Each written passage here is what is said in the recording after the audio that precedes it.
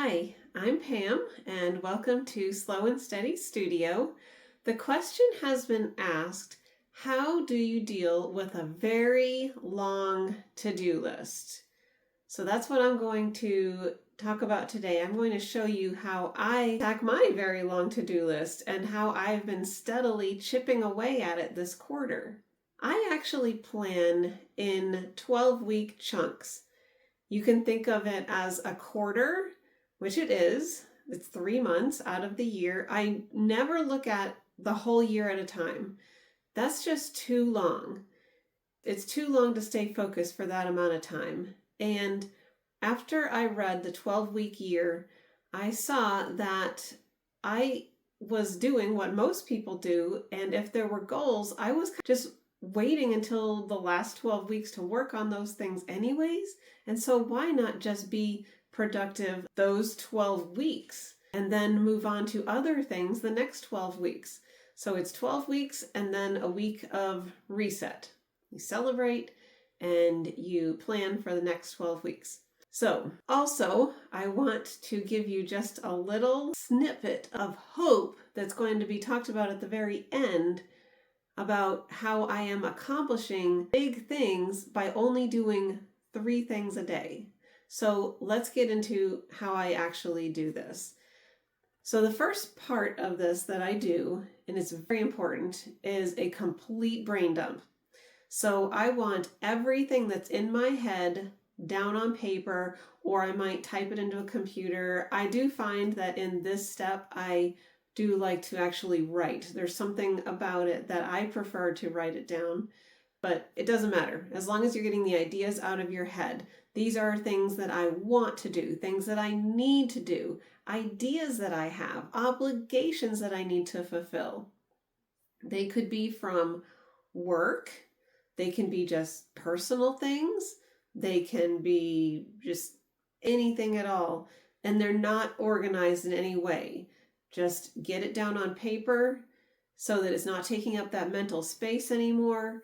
A lot of times I will write everything and then I'll go for a walk and I'll actually bring a notepad with me, a small notepad or an index card. And as I'm walking, something else comes to my mind, jot it down.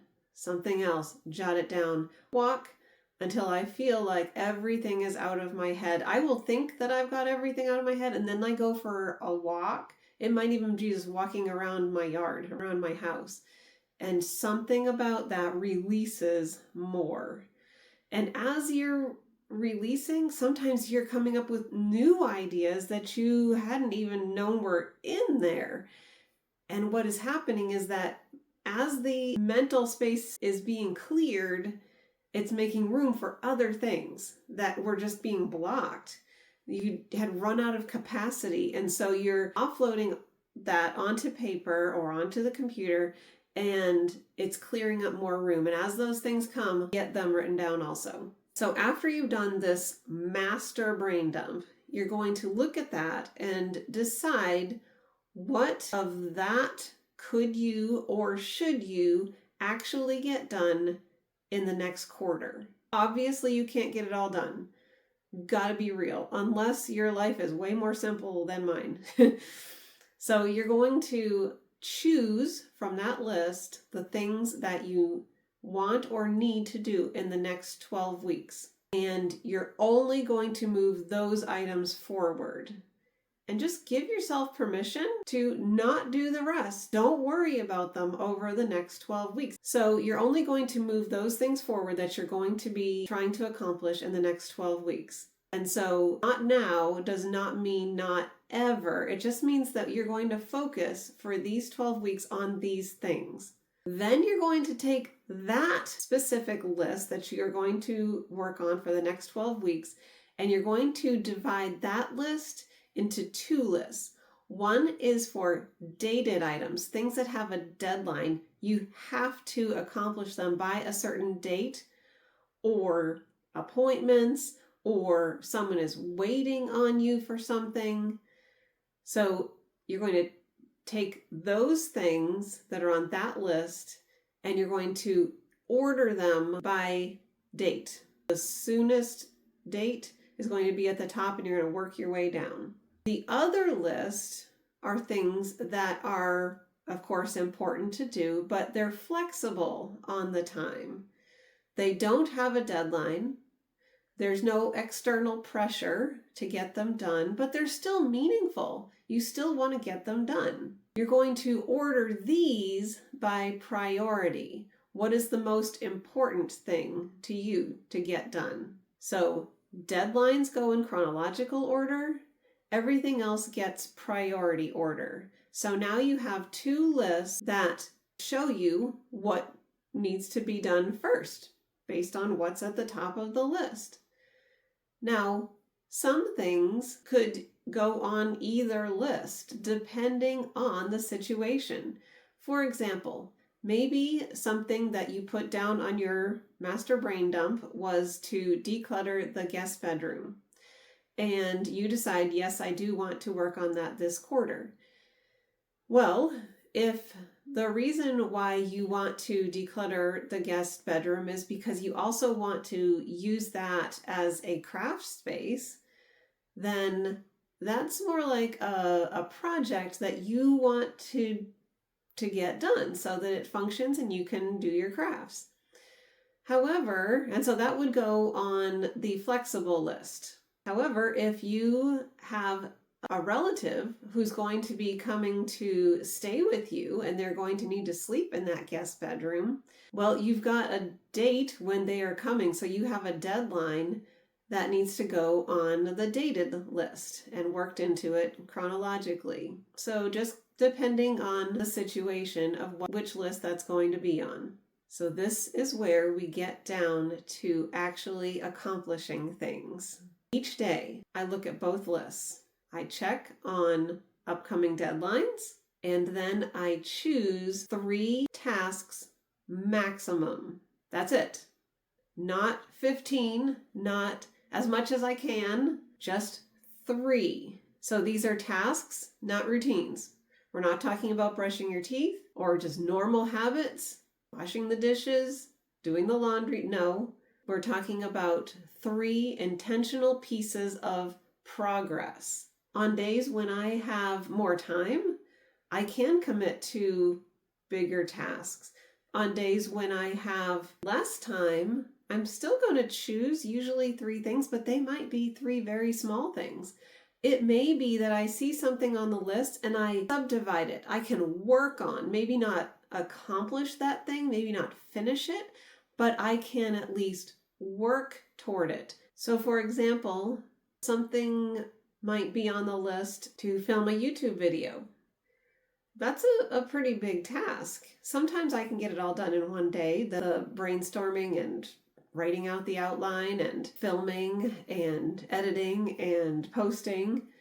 But a lot of times that needs to be broken down into smaller pieces. So it may be that I'll just do the brainstorming part one day and continue on to another. Or I may have time to do the whole thing in one day. It just depends on the day. So whether it's big or small things, it doesn't matter. If I complete those 3 things, sometimes honestly, I only have time for one, and I want to be realistic with myself. I would rather put one thing on the list and do that one thing than set myself up for failure by trying to do 3 things and then I don't get them done and I am disappointed. I do, of course, give myself grace that some things popped up and I just didn't get those things on the list done. But what I don't want to happen is to have those same 3 things day after day. So they need to be doable for that day. So how do I choose those 3 things? If something is due soon, I'm going to choose it from the dated list. If I have margin, I choose from the priority list. Sometimes it's 2 with a deadline, 1 with a priority. Sometimes it's all 3 from the priority list if I'm doing pretty good on the deadlines. So the list removes decision fatigue, and the number 3 removes overwhelm. So why only 3? Well, it prevents me from getting overloaded. It increases my follow-through. It builds confidence. Yes, I got everything done on my to-do list. When does that happen? and it reduces guilt, and it makes consistency possible. I have actually moved mountains on my to-do list this quarter by doing 3 things a day. You would be amazed. I am amazed. So I would rather finish 3 things consistently than start 10 things and feel behind. And 3 things a day moves my life forward more than a chaotic to-do list ever did. So I went from all of these things spinning around in my head and trying to figure out what should I be working on and really being so overwhelmed that I don't do anything to actually making progress. I know I'm not chasing after productivity.